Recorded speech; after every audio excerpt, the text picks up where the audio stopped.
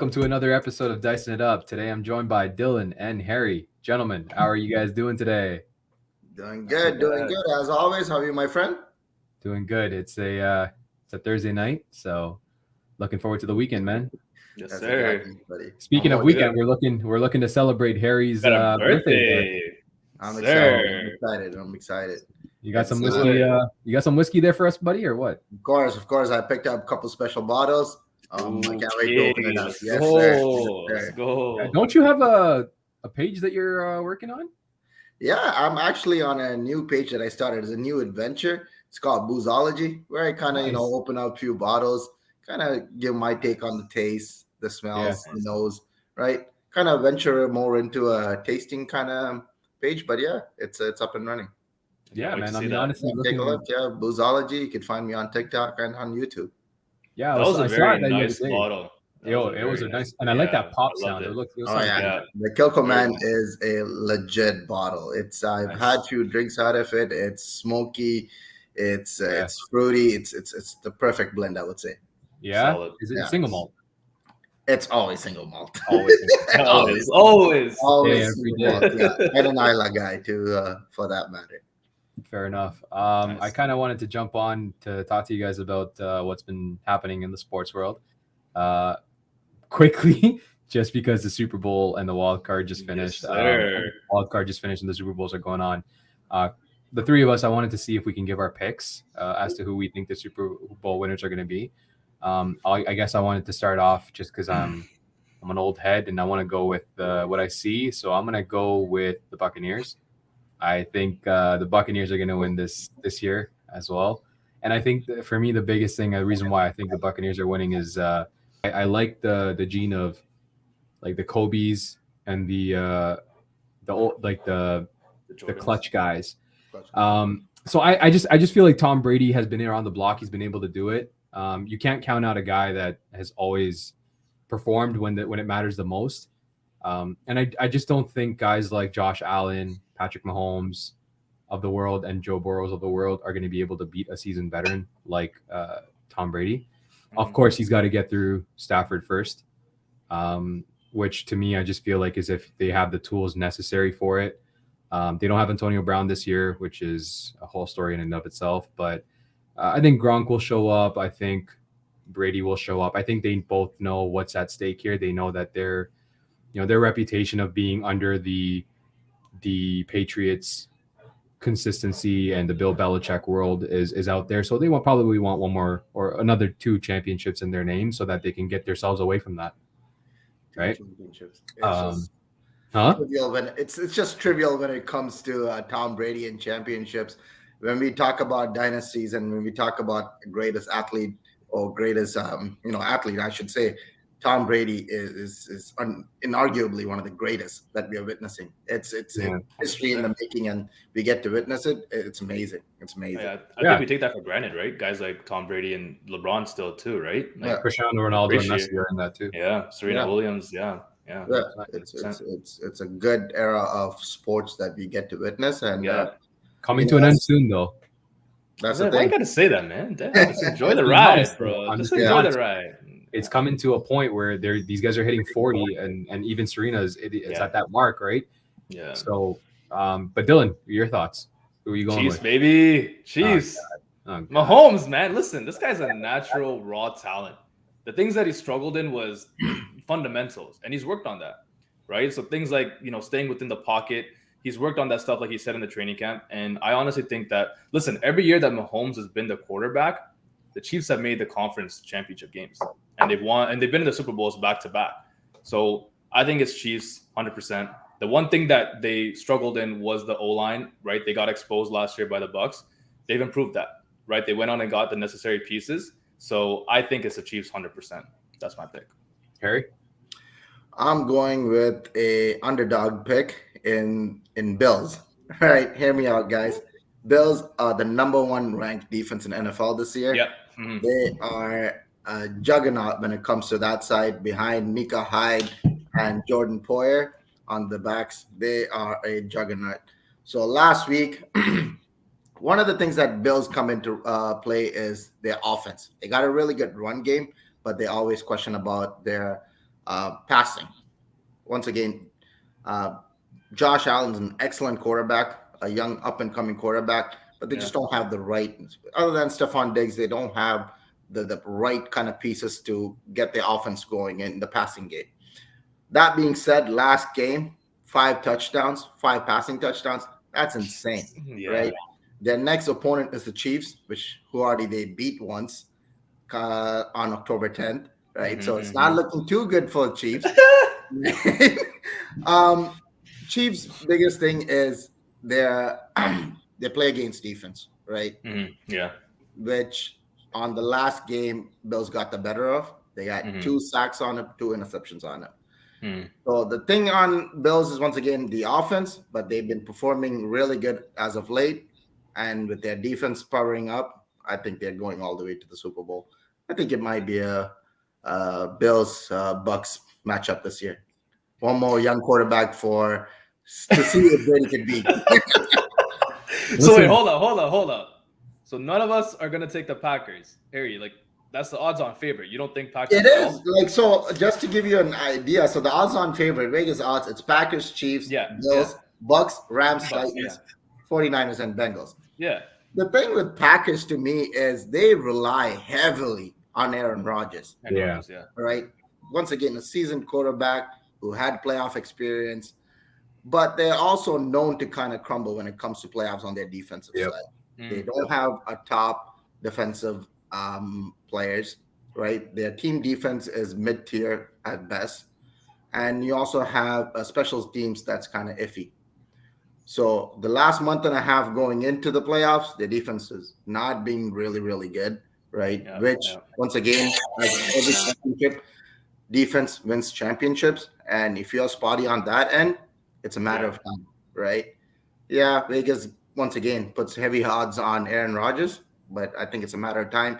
And keep in mind, he has to pass Tom Brady to get to that Super Bowl. So yeah, that's a good point. That's a good point. Rodgers has got to go through. And Packs and Bucks have a really good defense once again. So you're heavily depending on a quarterback to get you through all this. So it's one man against all the rest of the teams. So wait, who's your MVP then?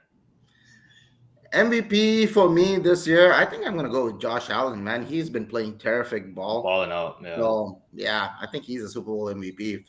Nice. Yeah. Nice. 5 touchdowns last game. That's impeccable. Ridiculous, and that's against the number 2 ranked defense. Number 2 ranked defense. So if they could do that, once again, Chiefs, and they're not the greatest defensive team. They've been picking it up as of late. But I think if Josh Allen's on point and the run game's on point, they could tear through that defense. So either one of the two of you is going to get their answers correct. Well, not all the way, but advance, as of today, one of us would know by Sunday. We would know. Let's get together and watch it, my friend. We'll watch that game. I'm down.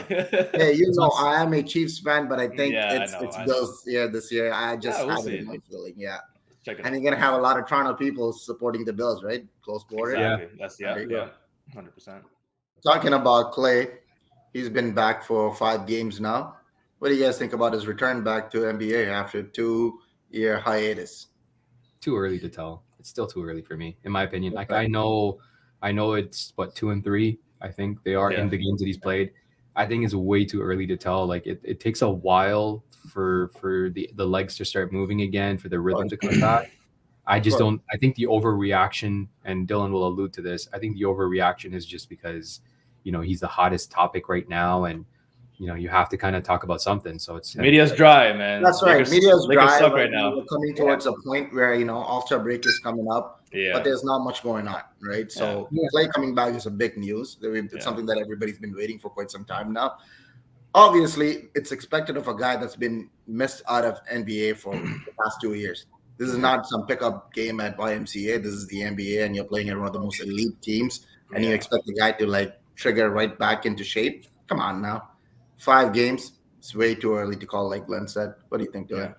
Yeah, I mean, I think the biggest thing is that you just want him to get reps in, right? You're not worried about the season if you're Golden State. Your biggest thing is the playoffs, right? So as long as you're getting your minutes in, and like Glenn just said, right, you're playing competitive and a competitive NBA game in 2 years, right? It's really hard. Exactly, right? And I think the biggest thing is people realize that yes, physically it is tough because you're coming off of a torn ACL, ruptured Achilles tendon, but you got to think about how it messes you up psychologically, mentally, emotionally. You guys remember Klay was had his head down, towel over. Remember that scene? Like emotionally, he was just going through a lot, right? So I don't think people realize that as well. So that's a mental thing, man. So I think that's huge. I think people forget who Klay Thompson is, right? So game 6, Klay is a thing, man. 37 points in a quarter, 60 points in 29 minutes, 11 dribbles. So I think people need to stop pushing the panic button. I understand, yes, 38% from the field, three-point is like 36%. So I get it, but the guy just came back only like 5 games, right? So, and again, the biggest thing, like I said, the season is not the biggest worry for them. The playoffs is, right? So I think that's what right. it is. So to me, what I actually look at is how is he playing defense? How is he moving? That's the stuff that we have to really look at. Shooting, like a player like Klay, and especially a shooter like Klay, nothing comes to it, right? It's like he does that in his sleep. A couple more games in, he's gonna get that and that rhythm, and that becomes child's play. You gotta start looking at how is he moving, how is he playing defense, how is the rotations happening.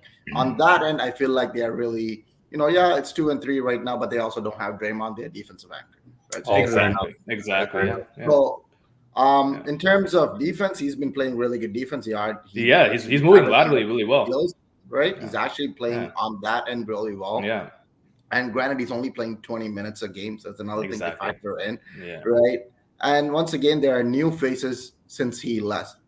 Bro, right? I was gonna say the last time he was playing, he's only played with 3 Warrior players from the last time he played. Everybody else is new. Yeah. Exactly. So you gotta factor stuff that in. It's not something that you could pick up right off the bat playing with brand new squad, right? Yeah. You got ball heavy or minutes heavy, touch heavy Wiggins down there, right? You have to share your ball with Otto Porter. You have other wings to play with. Jordan Poole has been playing really well. Exactly, right? So you got other players that you have to kind of sort of learn to play with, right? That takes time. Yeah. That being said, what do you think are the odds of Warriors now that we kind of sort of see Klay, and we also see, like, even though it's not expected of him to, come out and guns firing, what do you think of Warriors odds? I think they're still fine. Like, I mean, once he gets integrated and he gets his leg moving, look, guys, when we lift weights after we're in lockdown for a month, it's hard. It's not the same rhythm. It's not the same thing. As speaking to someone that's going through that right now. I just think that with Klay, you gotta just let him get his legs under him. Like, once he gets that rhythm back, he's fine. I don't think he is gonna hurt the team. I think he still helps the team. It's too early to tell, man. Honestly, that it's hard to tell. It's too early right now. I just think you got to give it a little bit more time until you kind of see some results. Like, Harry, like, good point, man. I honestly wasn't thinking about his defensive value there and the fact that Draymond hasn't been there yet. So that might be, it's another factor, right? Maybe when Draymond's on the floor, he can see Klay with the continuity, right? They're able to find that offensive structure better for him. That's exactly it, right? So we're still at the midway point of the game. Like, and we all know all these teams are not really serious about the regular season anymore. Yeah, exactly, right? Just get your repetition in, man. Just get your reps in, right? That's it. Get your reps in, and once and also Curry's kind of going through a bit of a slump, I would say, right? Man's been shooting lights out to get his 3-point. And after that, he's like, guys, I'm tired. Let me rest a little. Let me get the All-Star break in me, and let's recharge and get back out there. Yeah, good point. Well, I mean, but realistically, like, if you think about it, who is really the odds-on favorite? Like you have just posed, Harry. Like, you got Golden State and you got Phoenix in my eyes, right? Because LA is struggling, Lakers are struggling. Brooklyn, they don't even have Kyrie. I'm pretty sure when push comes to shove, they'll pay the fine to have him play home games in the playoffs probably. But on the West, I don't think Golden State has any worries right now. Like, their only real worry is Phoenix. Like, Phoenix has been balling out, but I think that's Golden what State I really have to worry about, to be honest. Phoenix getting that championship experience, and Chris Paul, the way he's playing, and Devin Booker and the team, the way they're singing right now, they are going to be a tough challenge for the Warriors, who, once again, I have missed that rhythm with Klay. And Phoenix, who's a team that's been kind of together and had that championship run behind them, I think they would be the biggest challenge. Talking about struggling team, Lakers, Westbrook, Frank Vogel. Where do I start? LeBron. Like, talk about Malik Monk, like, oh, this team that's a team of misfits and AD's injury, and like the list goes on this NBA's favorite team. I think they got to move, and this is going to be a hot take, guys. I think they're going to have to move Anthony Davis. I think you call Atlanta and you say, I always do this. It's my friend. They go through all these. You're crazy. Davis, and you're like, crazy. I know. You're crazy. Hear me out. Go for it. I think you got to call Atlanta and you go, Anthony Davis is available. What do you guys have? What do they have? Atlanta looks at you and says, I got John Collins and a couple of picks. You tell him, send it. You take 3 first-round picks, listen to me, and you take Anthony Davis. What you then do is you take Westbrook and say, Westbrook, I'm moving you along with these 3 first-round picks that I got for you. And you find whatever the heck you can and get 2 pieces. His contract, though. Listen, you call Sacramento and you say, I'll take Buddy Hield off your hands now, and I'll give you 2 first-round picks for Russell Westbrook. You're not going anywhere anyways. What's Buddy Hield's contract, though? Like, Russell's making like 44 mil. Yeah, but you don't end it at Buddy Hield. You ask them for whatever else. You ask them for Bagley. Like, I think, like, here's my point. The point is that currently constructed, you have no assets to get more stuff. Okay. Your first round pick that you can trade is in 2025. 27, yeah. 27, whatever. Yeah. That's what you can move. Currently constructed, you cannot do anything. Your best route is to move what is the best asset that you have. Your best young asset is Anthony Davis. You got to move Anthony Davis, get yourself replenished with some picks because you made a mistake. You've already got Westbrook, so you got to fix the error now. So I think if they make the move, if they can get John Collins, who's not a big player, I get it, but he'll do his part. He'll do his 15 and 8, 10. Bro, they already fixed that mistake, man. It's that Westbrook. One thing that you missed is you're talking about LeBron that's on the wrong end of the 30s. Yeah, but you can still retool. What do you plan on doing with LeBron? But do you tell him you're going to time for the next 2 years? No, you can retool, right? Like John Collins is not like he's not like an A-level Anthony Davis to like a D. It's still going to give you a B. He's not a big drop off. And maybe with a playmaker, like as opposed to Trae Young, now you have a playmaker with LeBron. Yeah, you might be able to get more out of him. And then you got to find a way to move Westbrook. He's a big drop off. Come on, man. Like on the defense. He's a big drop off. You're talking about defense. You're talking about stretch. You're talking about like size. I don't think Collins is a bad defender. Huh?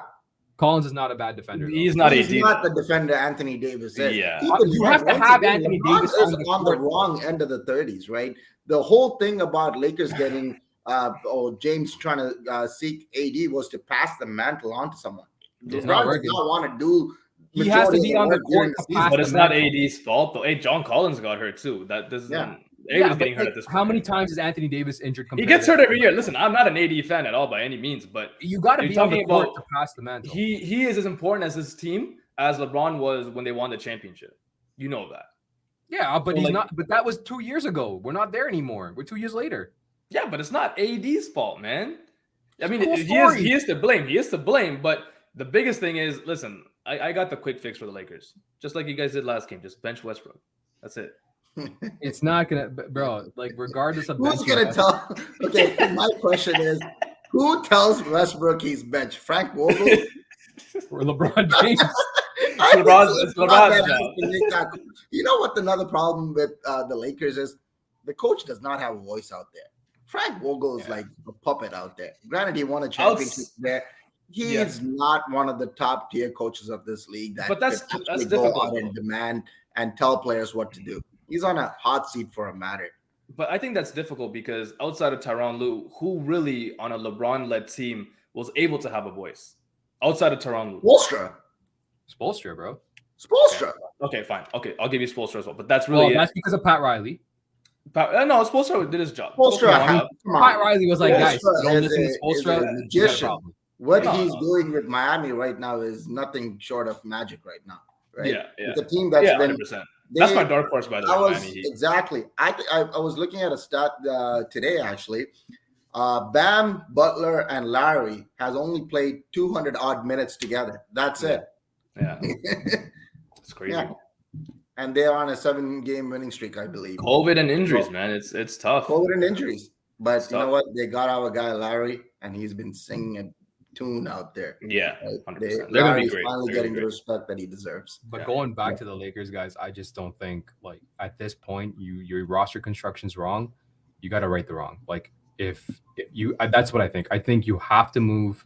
The reason why I'm saying you got to move Anthony is because if you move Anthony, you get a lot of assets back.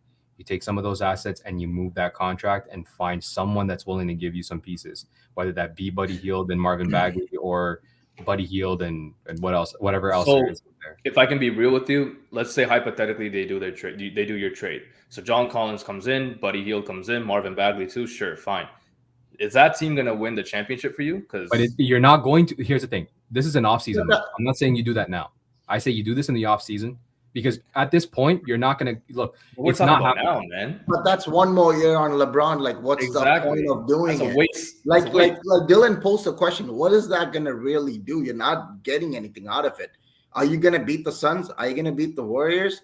Are you going to beat the Jazz? You're not going to win. But you're not going to win. Yeah, I don't think you even have enough power to beat the Denver Nuggets. So if you're currently not constructed to win, like you're not going to do anything. That's what I mean. The construction was really bad to start with. I don't think Lakers are going. To be honest, it might be a hot take. I don't think LeBron's winning another championship with Lakers. I'm sorry.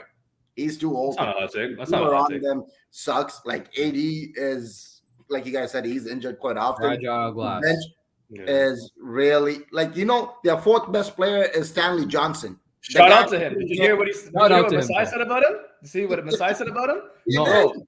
Masai was like, you cannot play basketball in a constructive way. And Stanley said he had to take a hard look at himself and get better as a basketball player. And that's why he's balling out right now in LA. Yeah. That's right. Yeah. But like going back to the point is like Stanley Johnson is their fourth best player who was a third string player with the Raptors. So that goes to show the roster construction of Lakers. It's just not the players.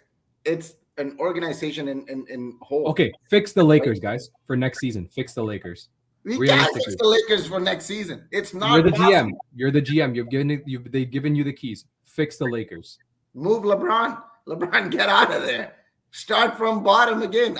There's no fix. What are you gonna do? So neither of you guys can come up with a solution. I think the biggest thing is to take AD in and give you the same return that you're expecting. I think the biggest problem is they're not trading AD because you're talking about one of the best talents. I understand he's out of the top 5 now, et cetera, but they're not getting rid of AD. Let's be real. That's not happening. The future. Number 2. And number 2, lose the future. Number 2, Westbrook's contract is just ludicrous. Who was going to take Westbrook's contract? Like, that's insane. And what are you going to realistically get back in that? So I don't think there's a fix for that. I mean, hey, listen, I could be wrong. I'm not saying 100%, but I don't know who wants to take Westbrook's contract.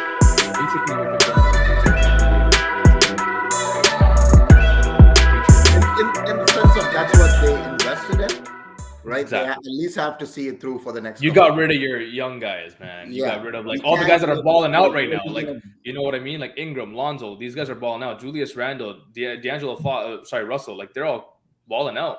These are the guys you got rid of for what you basically constructed at this point, right? Yeah. So you have to keep AD, man.